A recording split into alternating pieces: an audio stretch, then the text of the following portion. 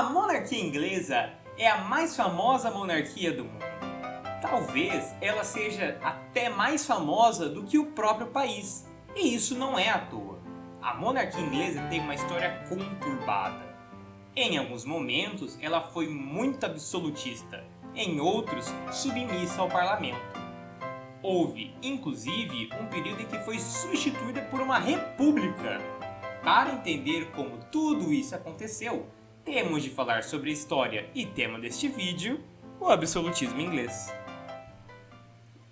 Como eu sei que você é um bom aluno, você deve ter assistido o meu vídeo sobre a formação do Estado moderno inglês. O quê?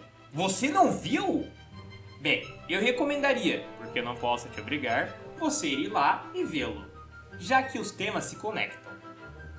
Mas o que você precisa saber é, quando Elizabeth I morreu, ela não deixou herdeiros. O próximo na linha era Jaime I, que não era da dinastia de Tudor, mas sim um Stuart. Na realidade, ele já era rei da Escócia, então a coroação de Jaime, como rei da Inglaterra, levou à união das coroas inglesa e escocesa. Seu reinado foi bom.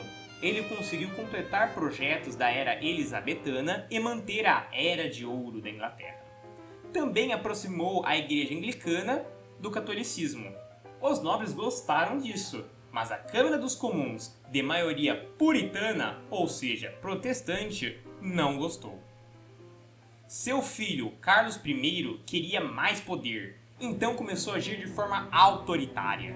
Os problemas começam quando ele decide ajudar católicos a converterem presbiterianos na Escócia. Os presbiterianos resistiram e, como eram escoceses, resistiram muito e de forma agressiva. Rapidamente, a conversão se tornou uma guerra. Isso enfureceu os puritanos, que eram amiguinhos dos presbiterianos. Para cobrir os altos gastos da guerra, Carlos I aumentou os impostos. Para fazer isso, o parlamento tinha de consentir. A Câmara dos Lordes, que não pagava taxas, ficou indiferente. Mas a Câmara dos Comuns, que já estava brava com o rei e não apoiava a guerra, negou o pedido. Carlos I, que tinha uma mentalidade absolutista, ficou irado. Ele fechou o parlamento e mandou prender os membros que foram contrários a ele, que eram quase todos puritanos.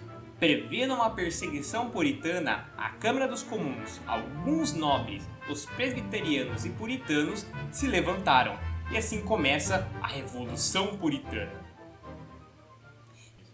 De início, o parlamento estava em desvantagem, já que o rei estava liderando o principal exército inglês.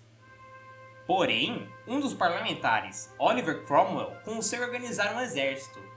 Seu exército era, na realidade, até melhor do que o do rei, já que ele instaurou um sistema de hierarquia meritocrática e uma revolucionária cavalaria, além de disciplinar bem suas tropas. Seu exército superior o rendeu uma série de vitórias sobre o rei, que tentou fugir para o norte.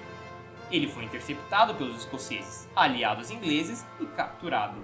O parlamento o julgou por traição e o executaram em 1649. Com o drástico fim da Revolução Puritana, a Inglaterra era um reino sem rei. Vamos convidar um rei de outro lugar? Perguntaram os parlamentares. Não! Eu serei o rei! Respondeu Cromwell. E assim surge a República Inglesa, a Commonwealth. Na realidade, era uma ditadura, liderada pelo Lord Protetor ditador Cromwell. Seu governo teve pontos bons e ruins. Ele criou algumas políticas, como os atos de navegações, que basicamente pediam os navios estrangeiros de atracarem nas ilhas britânicas, ou seja, era necessário passar a carga para um navio britânico antes de atracar. Uma coisa ruim foi a violência com que ele sufocava as revoltas, que não foram poucas. Quando Cromwell morreu, seu filho tomou o poder da Commonwealth. Ele não tinha o punho de ferro para manter a estabilidade daquela república falha. Então o parlamento, quase que esquecido, depôs ele e reinstaurou a monarquia. Quem assumiu o trono foi Carlos II. Os Stuart voltaram. Como ele gostava de ter sua cabeça no pescoço, ele respeitou o parlamento. Ele foi um rei bom, melhorou muito toda a Grã-Bretanha, mas, como todo rei decente, morreu sem deixar herdeiros. Seu irmão, James II, sucede a coroa. Ele era, no entanto, um rei que muitos desconfiavam. Ele era católico e absolutista, mas, como já era um velho, não parecia apresentar perigo. Pouco depois de assumir o trono, ele teve um filho. Agora o perigo de um rei católico que pode caçar puritanos é real. Então uma conspiração surge e tiram James II do poder. Essa foi a Revolução Gloriosa.